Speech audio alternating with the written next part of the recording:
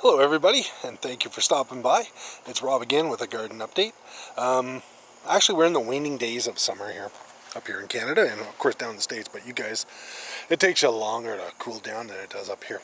Last night we had a temperature of 10 degrees Celsius, which is about 50 degrees Fahrenheit. So, what I'm about to tell you is that summer is coming to an end. I hope I'm not breaking anybody's heart, but there's people out there who ski and have a good time. But today, we're going to talk about transitioning your garden from summer garden plants to autumn and winter even, because I've grown winter spinach. Here, I mean, you get a lucky break, and sometimes snow doesn't come here till January. But generally speaking, by December, everything's pretty frozen hard up here, where I live here in Eastern Ontario. And you want to adjust your garden appropriately. You have to harvest it before it gets all frozen in. Anyway, we'll take a quick look of some of the things that grow in the summer and some of the things that we can grow in the fall. So we got here jalapeno peppers, and I can tell you right off the bat, you're not going to grow these in the fall. I mean, we're getting late here, but these are late plants. I mean, they've been around for a while. Some more flowers going on because they're getting stressed because of the cool nights. Nothing too unique about that. And these California bell wander peppers, I think they would do okay. Except, I don't think I fed them right. They didn't grow very tall. Maybe the spacing was wrong. Somebody's got some ideas. You want to make a comment? I'd really appreciate it. There's lots I don't know. There's tons. Anyway, got some leftover tomatoes. I think we're going to maybe can them. They're only, I don't know how much salsa we can... Oh, just a second. The editor's here. Hello, Snuggles. How you doing, buddy? He's just saying hello. We got turnip. You can grow that in the fall.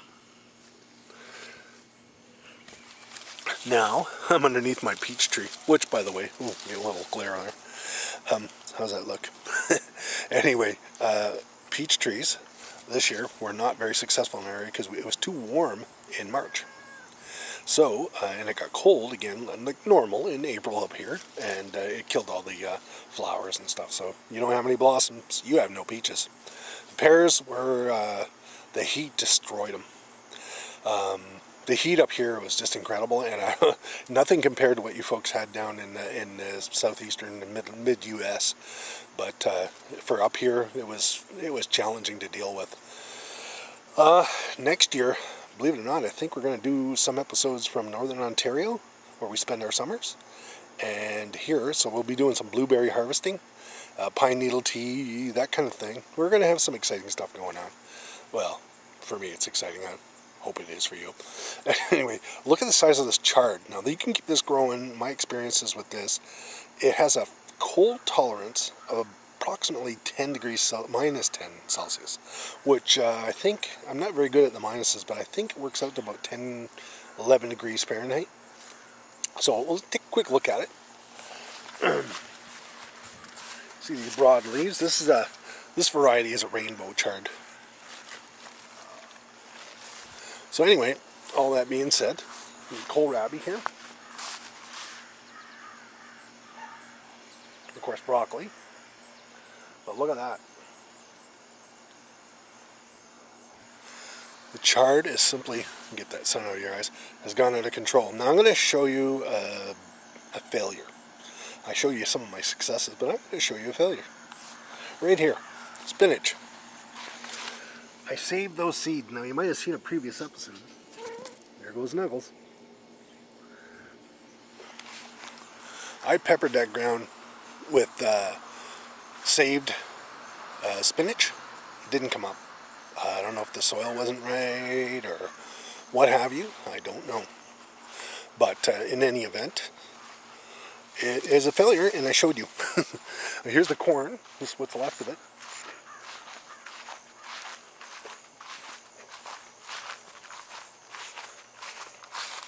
Some rotting cobs, that kind of thing going on there. I'm not going to grow this again next year. Not that I don't like corn per se, like it is a beautiful plant, but nutritional value is near zero because you can't digest corn. And, you know, you want to grow stuff that's nutritious, filling, and tasty. Corn, it meets the tasty criteria, and it's sweet, and it's almost like a little candy. But all it really does is give me gas. And it's not something I would really like. I'm going to show you now. I'm going to show you Brussels sprouts, which is another crop that you can harvest. Well, even in the middle of winter, you just go outside and pick it up. You got to trim the bottom leaves, and you got to work your way up. As you get to late fall, it'll almost look like you not bonsai'd it, but turned it into like a palm tree, because you'll have leaves at the top, but you won't have any at the bottom, and then you get those little nodules. Your Brussels sprouts. Anyway, here we go. Quickly, I don't waste all your time. And see, I got a nice little surprise here. Take a look at the sunflowers. Of course, they're all facing south, so you know which way is south. If you're ever lost in the garden and you want to know where south is, follow the sunflowers.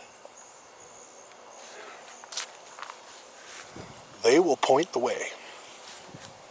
So, over here, your Brussels sprouts. Okay, what you're going to do is pop these leaves off. That one's not very big, but you got others here. Of course, the strawberries have gone dormant. I mean, it's getting late in the year, right? You can see, I'll give you a quick peek of the pear tree. The heat just, it almost looks like it had a stroke. Because one side of the tree almost looks dead, and the other side's okay. So, I don't think that's the case, but trees don't have strokes as far as I know. Take a look at the ground here. It's all littered with pears. I did not do a good job spraying them this year. And next year I will spray them with soap and water and see if that helps. I'm going to do some more research, and I really would like some help from YouTube viewers out there. Could you please give me some advice on what to do with my pears? I'll show you an example of what's going on here. There's a nice big one. It is a shame. Look at that. What is causing that? I think it's a fly, and I'm hoping that it's in the flower itself, in the blossoms, and if that's the case, then what I'll do is I'll just spray it with some insecticidal soap, and hopefully we get nice Bartlett pears. But look at the size of this thing. Perfect for canning. This is really, the whole thing, because let's face it, a whole tree full of pears, you're not going to be able to eat it all, and if you did, you'd be awful sick. So what you want to do is can these things. And actually, yesterday we gave quite a few away to a friend, and that's what she's going to do with them. Good to view the late viewing of the watermelon. The watermelon is still not ready yet, and we're September the 8th or 9th or something like that today. And it's starting to get chilly at night. And I don't know, like I say, if I find out we're going to get a frost, I'm simply going to have to take those watermelon. But I'm going to leave them, and as far as I know, they're not ripe yet. And we'll take a look at those vines. Here we go. So,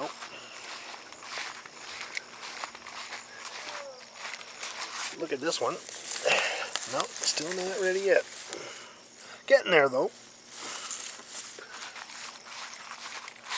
This one right here, that vine's still green. Now we're going to have to go to the main one inside the garden. Here we go. Fennel. I don't know if any of you folks had fennel before, but I'll turn the camera this way because I'm getting in the sun. Fennel tastes like licorice, black licorice. I don't know if anybody's ever had that, fennel. Black licorice is what the flavor you get from it, and you use it in salads and stuff to give it a little extra zing, You do what you want. It's a hardy plant, and my understanding is it'll grow right into winter. I don't know if it's a biennial, though. Just like I say, there's a whole lot I don't know. If you can help me out, please let me know. Yellow tomatoes just about done. Although I've had them almost in November, so who knows. Back over to that watermelon. I know I'm rambling off in a mouth here. So here's this other watermelon. Oh, get that all that dirt off of there. I think I should get... That's not a bad size, but you can see the stem is still green. This is not a harvestable watermelon. It's simply not ripe. I'm hoping I got enough time to get these watermelons ripe. And if I don't have enough time, and it's been a really hot summer, I'm going to have to assume that this variety is not, well, not suitable for this kind of environment. That being said, I'm never one to give up, so I know you can clone plants. I don't know how much of an advantage you would get, maybe 2 extra weeks, a month, I don't know.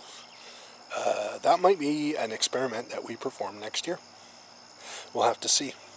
Got some light cucumbers. I don't know if you can see that. I wouldn't eat that one. I don't know many people who would, but still it's impressive that I still got cucumbers. Some more down here, not too bad. That is, yeah. This is a Lebanese cucumber. It's gone a little bit too ripe. It might be okay, but I don't know. You can do some pickling with it or whatever. And you can't save the seeds from these because these are hybrid. And heaven knows what you'll get. Whoops, bye-bye. I just dropped a cucumber. Oh, well, I better get out of the garden. Otherwise, I'm going to have some freakish cucumbers next year. Be some hybrid variety.